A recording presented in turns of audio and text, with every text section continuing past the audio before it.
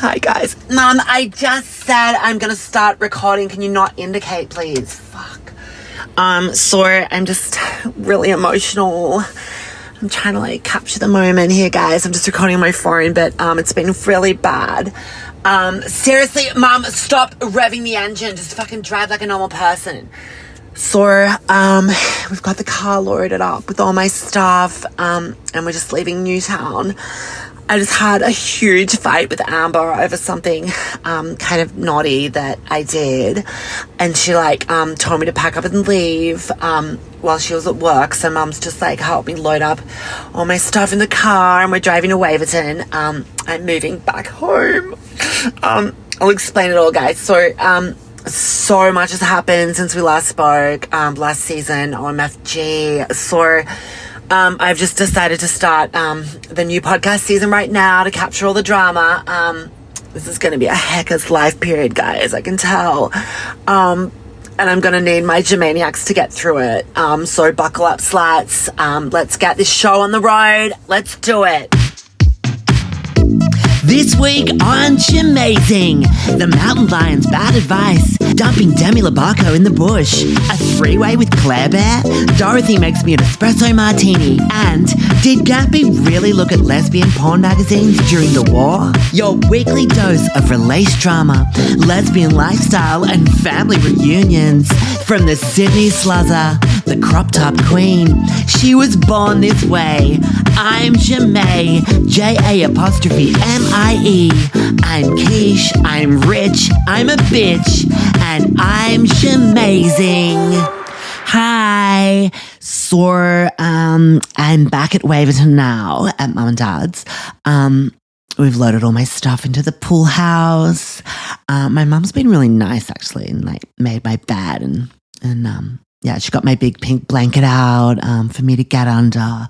That's what I get under when I'm sad. And yeah, I'm still really emotional AF about everything. But yeah, I feel better. I've just been cuddling Hannah Goanna and just sucking on her paw. And I'm in my I Love LA jammies, trying to stay comfy to help the mind. Mum was going to get Dorothy to make me a hot chocolate, but I said I wanted a spicy marg. And she's all like, Dorothy is not making you that. So I've changed it to an espresso martini. Hopefully she brings it to me soon. I'm fucking thirsty. She's so slow for a maid. So anyway, I'm going to do a bit of a trauma dump, and get my Germaniacs up to speed. So I remember at the end of season 4, I was being all annoying and about the whole what do you think the mountain lion chose thing? And you guys were doing the polls and stuff. Well, he chose Amber Obs, the love of my life. I know, so lame. I regret it so much now. And I'm sort of doubting the mountain lion's skills and his selection, because it's hasn't exactly worked out. So anyway, so I moved into her a few months ago, into a little terrace house in Newtown. It was so tiny and lame, TBH. It was you couldn't even swing a cat. It's I actually tried swinging Hannah Goanna around, see if you could feasibly swing a cat. And I smashed it into Amber's head and almost ripped her septum nose piercing out, and just got caught on the paw. So yeah, she was screaming in pain and calling me a psycho, which I am. So these. Oh, speaking of swinging cats, remember Demi Lobarko, the bulldog? So she lived with us, Amber's bulldog. And, well, she hates my guts now. Apparently she was all Devo when Claire Bear left, and now she's all protective of Amber, and she growls at me whenever I step over her. I was always stepping over her because the house is so fucking small. And when we were alone, I used to say mean things to her and tickling her pads and stuff when she was asleep, and she hated it. I like having the upper hand with dogs, so I'm always kind of playing psychological games with them. So I made the tragic decision to leave LA because of the mountain lion's choice. I know, right? Regretsies. And I had to say goodbye to Reeks and my bestie Prisha, and Illy, if you're listening, and Rose, of course, my Mexican gardener / drug dealer. I still FaceTime them both all the time, and it's really cute. Rose sets up like his phone near the pool, so I get to like watch him cleaning. It's really cute. And Amber would get really angry at me because she said like I only ever smile when I'm talking to Prisha and Rose and never around her, which is actually so true, but sorry, not sorry. So yeah, end of last season, I was kind of like peaking like my social media presence, like post mountain lion encounter. Like it blew up on socials, as you guys know. The selfie I took with him went viral, and I kind of became like the mountain lion girl for like a hot minute. I really should have like taken the bull by the horns with that, you know, at that moment, and sort of milk the fame, or at least like, I don't know, done some like mountain lion merch or something. But no, stupid Jemay came crawling back to Amber, the power of the pussy, and went into yet another relation and honeymoon period where I was like kidding myself as usual.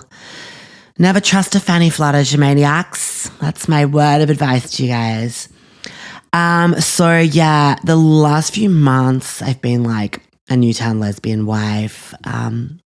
It was really good at first. Like we were like scissoring like 3 times a day at least, and we did baby voice all the time with each other, and she gave my pussy the nickname Petra because I was always like petrified every time she went down on me. Yeah, I'm really shy about that area. I don't know. I act all like slutty and stuff, I know, but I'm kind of like a prude deep down. But yeah, anyway, so the first few months was so cute between me and Amber, and all her friends loved me and said I was the one.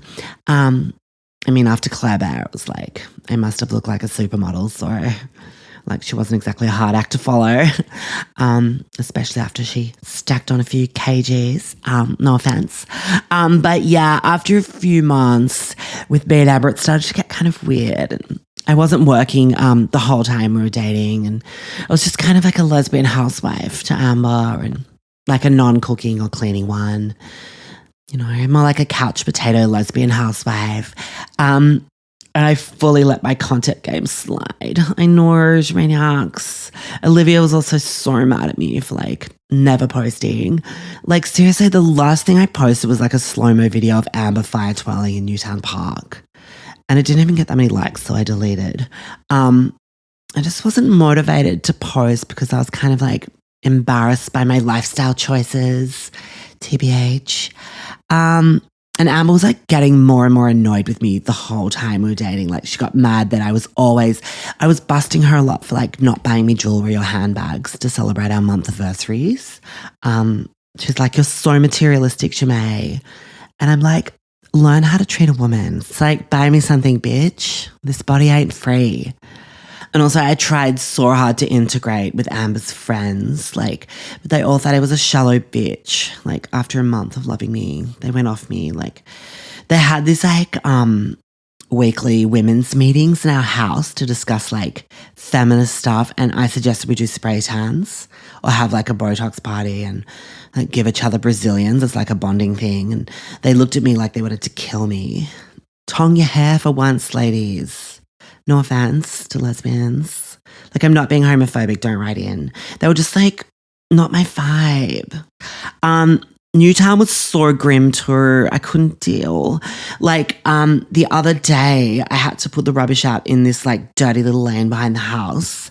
One of my lesbian housewife chores. I know, FML.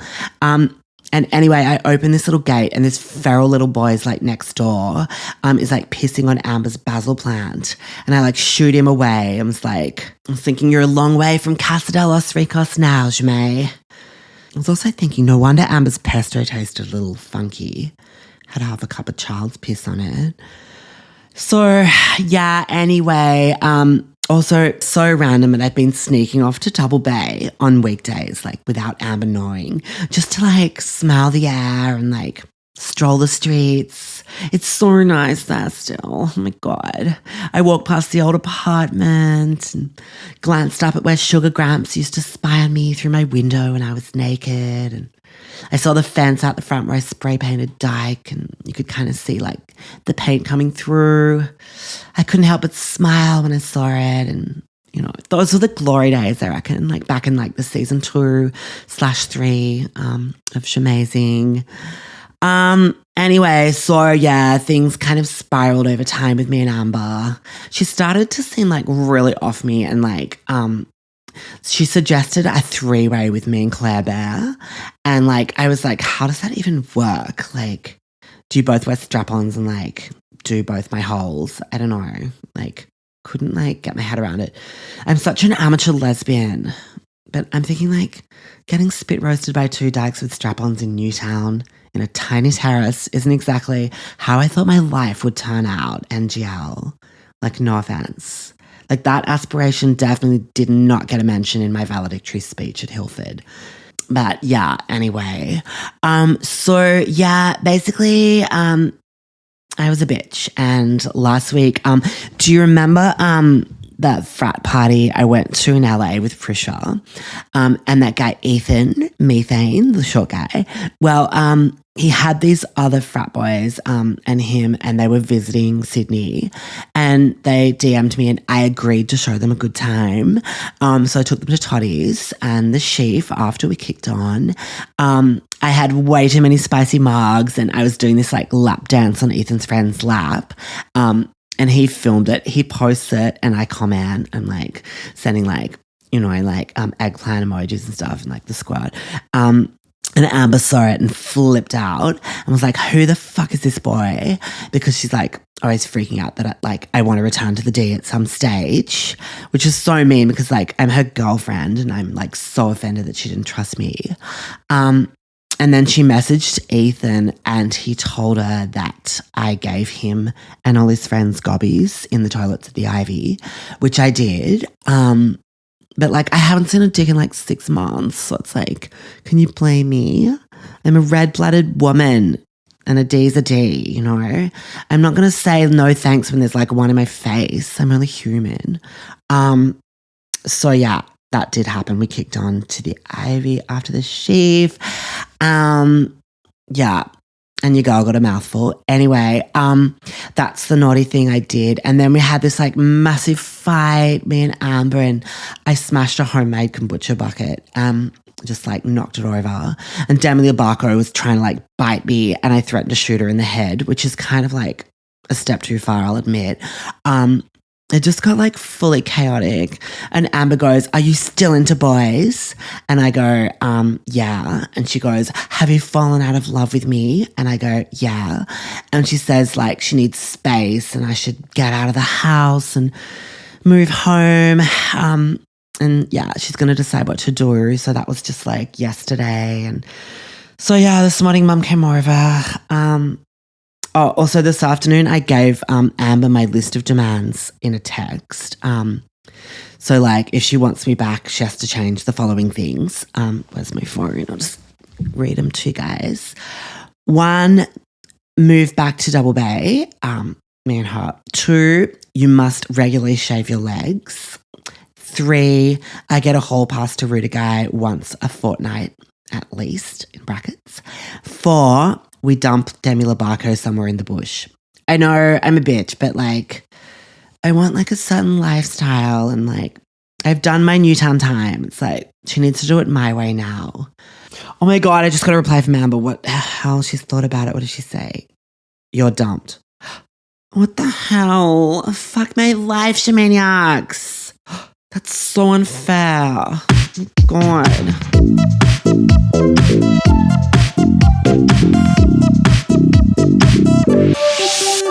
Hi Jamae, my name is Anne, and I just want to say that I fucking love you. You're amazing. You're my motivation, my inspiration. I just wanted to check. I know back in your Hilford days, you said girls that had thighs rubbing together meant that they could never be quiche. I just wanted to check if you still think that, even though there's like a body positivity movement and diversity is like really celebrated, if you still hold that opinion, or if you think that someone like me who's plus can still be quiche. If you can give me any tips on how a plus girl could be quiche as well, how I can increase my quicheness, please let me know. Love ya. Love you too. Hi, Han. Great question. You're my inspiration too. Look, I said a lot of things back in the school days that were fucked up, let's face it. If I could go back in time, I would slap some sense into me. If anyone's working on a time machine, let me know. Look, the whole 3-finger gap as the indicator of quiche-ness, I don't really agree with that now. Let's face it, I've stacked on some blubber myself over the last few years and I ain't what I used to be.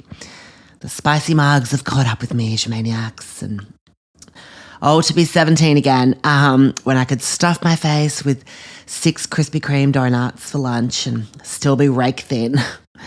It sucks. But I do now consider myself quiche still, obvs. Even though, TBH, I do rub the thighs together from time to time. I'm not a heifer per se. I'm still considered quite lean for general standards, but I'm heifer adjacent, I like to say. In bad lighting, I look like a fat bitch. Listen, I'm all about body positivity. I've jumped on the bandwagon. I'm so into the whole movement, and anyone can be quiche now, I reckon. Anyone, to a point. You've sent in a pic. You go, girl. You go. It's you're doing you. It's great. You're quiche, babe. Seriously. But you're probably not the person I want sitting next to me on a Jetstar flight, hogging my armrest and struggling to get your tray table flat. And look, I'm not being a bitch. I'm just saying when it affects me directly, I'm off it. I'm not into it. I'm body negative. But from a distance, babe, in good lighting, you're quiche. You don't need to change a thing. You go, girl. Seriously. Look, I was saying to Amber, the great thing about girls your size, which is so positive, is you make incredible best friends. Because the image of me standing next to you makes me look really thin. And apparently it can make an average girl look 2 to 3 sizes smaller, which is incredible. That's such an advantage for you. So you might find, that you'll end up getting a lot of offers from hot, insecure girls like me, wanting that extra visual impact boost, which in turn kind of helps you, raises your quiche-ness, because you're with a hot chick, and if she meets a hot guy, and he's got a friend, he might take one for the team and hook up with you too, which is, an advantage. There's some fringe benefits to the whole body positivity thing. Also, I'm not being a bitch, but the plus size gals do tend to get married later in life, so I would definitely beat you to that stage, assuming you're my BFFL. But the good thing is you'll get a lot of bridesmaids offers, which is so cute, because every bride wants someone chubby, plus size in the wedding party to for diversity reasons, and again for that visual, giving that illusion that me as the bride has dropped a few sizes. That's something to look forward to for you. You'll get some free wedding reception food to chow down on, and maybe even a destination wedding, free flight or two. There's still a lot to live for, babe. You're absolutely killing it. Definitely quiche. Don't change a thing. I can see your thighs are rubbing together in that example video that you sent, but sister, so are mine. My thigh gap days might be over, babe, but I'm still and always will be quiche. So, I'm giving you a podcast high five and saying that you are quiche. A lot of guys are going to want to root you, don't worry. And a shout out to all the plus size girls listening out there, all my plus size maniacs, you can be quiche too. And if you ever see me out in public, stand next to me and get a pic, please, full length, because I stand with you guys in solidarity. Bye, and thank you for your message. Fat chicks for life. Illy.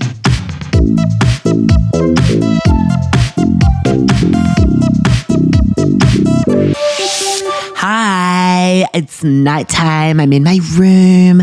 It's my first night back at mum and dad's pool house.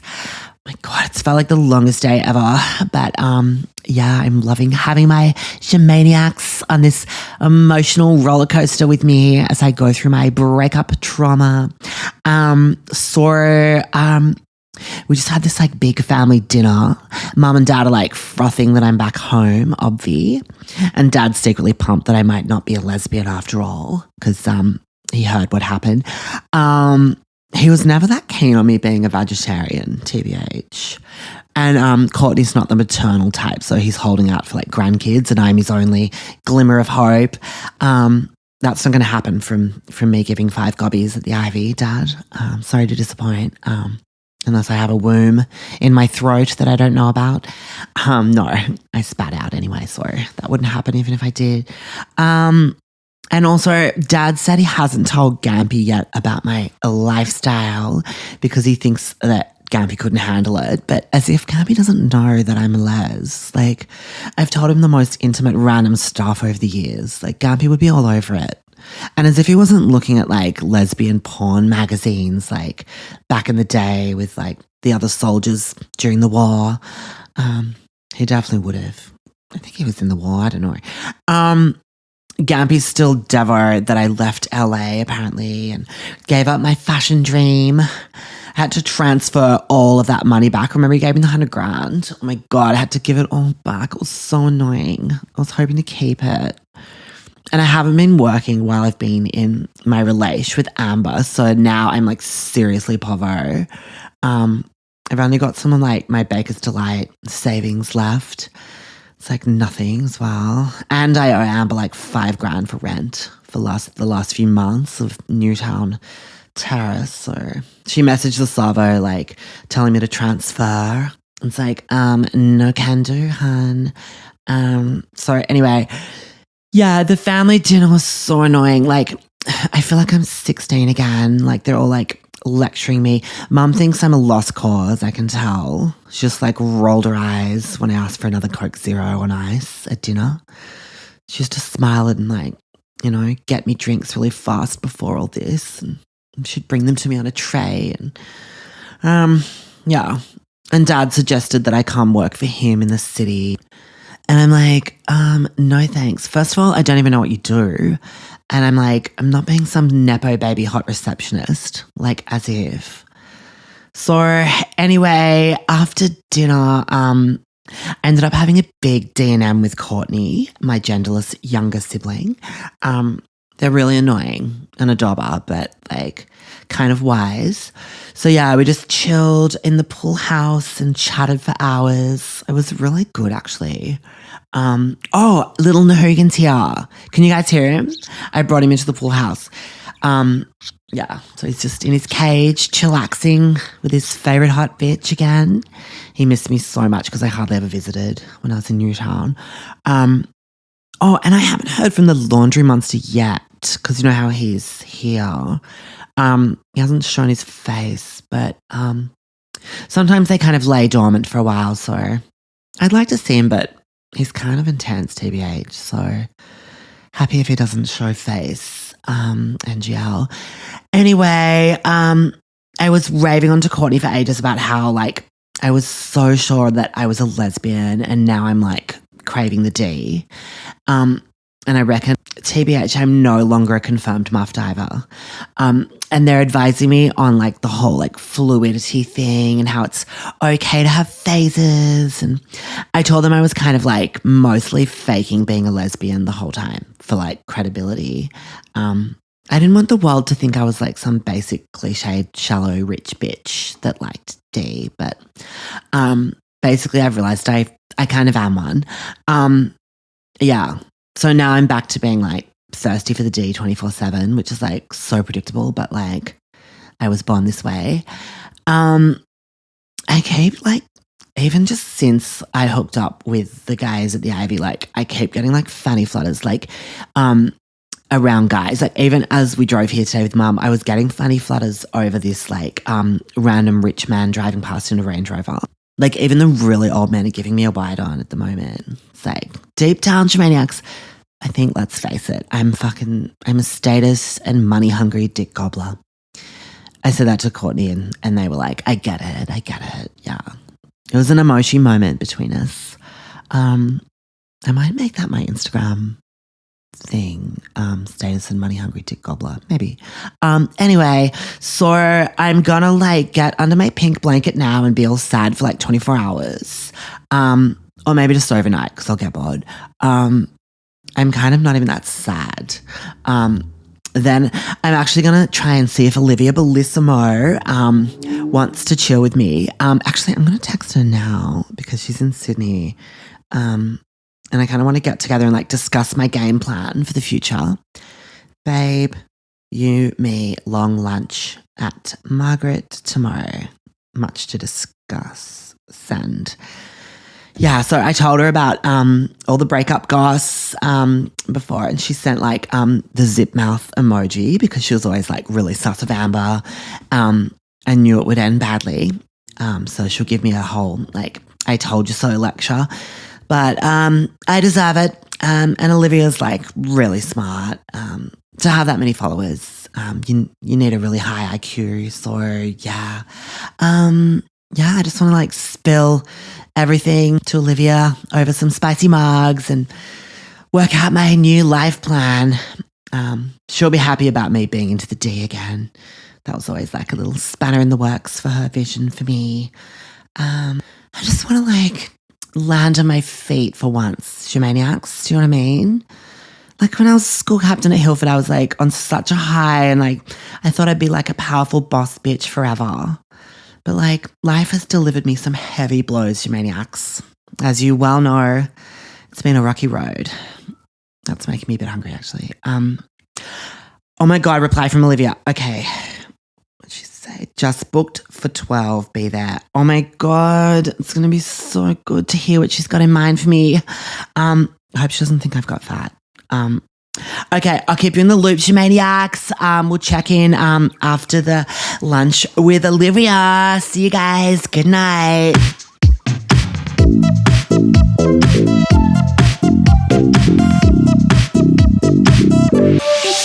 Okay, quick update. My lunch with Olivia Bellissimo. It was so fun, maniacs. Oh my God. So we went for like 6 hours and we didn't shut up the whole time. I'm a bit hammered from having like 7 spicy mugs, but oh my God. She was so wise and smart and she said so many cool things about my future life plan. And she gave me a little wide-eyed look when I arrived, which is so obviously referencing me being fatter. But I've been on a couch watching every season of Real Housewives with a growling bulldog next to me for months. So what do you expect? Anyway, so kind of predictable, but Olivia has said that I need to get out of Australia and ideally go back to LA if I want to make it as an influencer. And she reckons it would be a dream scenario if I could get like a place in the Pussy Palace, like I did a few months before I made the wrong decision. But like she said, I really offended them by turning them down, like with the last offer, and I'm kind of blacklisted with the PP girls. They have like a one offer rule, and I fully let my content game slide because I was in a relation, and the Pussy Palace girls noticed and thought I had like a mental breakdown, and I'm like, no, babes, I was just a Newtown lesbian for a few months. Anyway, so Olivia said she has to run it by Letitia, who's this like major influencer who kind of like runs the Pussy Palace. She's really scary and like powerful and has like so many followers. And everyone calls her Queen Letitia. She's huge on TikTok and she does these like random transition videos where she goes from like no makeup to a full face of makeup, and she does them on like public transport and it's like going off. And she's kind of fat too, so she promotes like body positivity, and so she's really like now, and she's just like huge, like literally. And anyway, she's always been really sus of me. So yeah, Olivia reckons Queen Latisha has to like fully approve it if I'm ever going to get a place in the palace. And she's a psycho, so it probably won't happen. Oh my God. But the problem is, even if they do say yes, I don't have any fucking money yet. Well, I've got the Baker's Delight savings, but that's like barely going to get me like an economy flight. And there's no way I'm fucking flying coach. Yeah, so I'll need like 50 grand to make the move. So even if Queen Latisha agrees, I'm kind of stuck here. I could sell some of my jewelry and handbags on Depop, but that'll take ages. It's a catch-22, maniacs. Oh my God, fuck, it's a message from Olivia Bellissimo. Wait, I'll read it. Queen L said, yes, you're in on a probation period. Look into flights tonight and book. There's a few stipulations that me and Queen Latisha discussed below that you'll need to abide by. A, drop the clay slut thing. It's too passé and others are doing it. Think of a new angle. Oh my God. B, your old friends are not allowed to enter the Pussy Palace ever. Oh my God. C, delete any old Newtown lifestyle posts. Easy. D, stop wearing crop tops. Oh, fucking bitch. Oh my God, you maniacs. I mean, all of that's kind of doable if it gets me a place in the Pussy Palace. Oh my God. I can't believe this is happening, but I can't afford it. Fuck. What am I going to do, you maniacs? Like, I could get like a quick cash job to raise some money fast, and I should have charged the frat boys for the gobbies. Fuck, I could have got like $50 each. Fuck, damn. I don't know what to do now. Like, should I say yes and like somehow just like get the money, or like, I don't know, beg dad, or oh my God. I wish I could ask the laundry monster's advice, but he's not here. He'd know what to do. I don't even know if he's still like in there.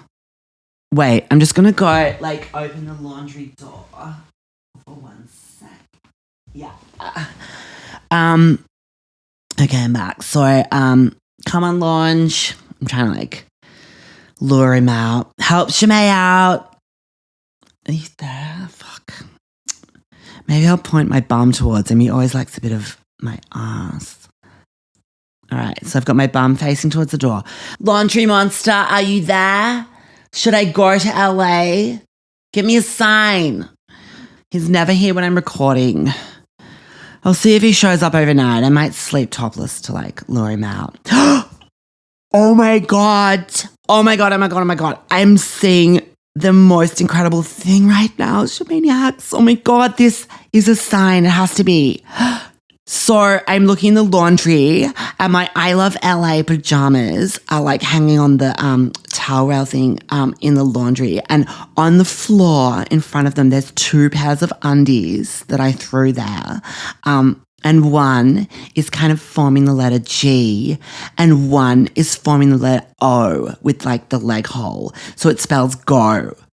And it's right underneath my LA pajamas. It's saying go LA. The laundry monster must have done it. Oh my God. It's a sign. I have to go back to LA, maniacs. Fuck. Oh my God. Okay, I'm doing it. Okay, I'm going to do it like right now. Oh my God. I'm going to book an economy flight. I'm just getting on my laptop. I'm just going to go. I'm going to go to fucking LA. I'm doing it right now. I have to fucking do this. My life is about to begin again. And it's going to happen in the Pussy Palace, you maniacs. Oh my God. Okay, I'm just looking up one-way economy flights. That's all I can afford. Oh my God. Don't even have that much in my account. American Airlines. Fuck my life.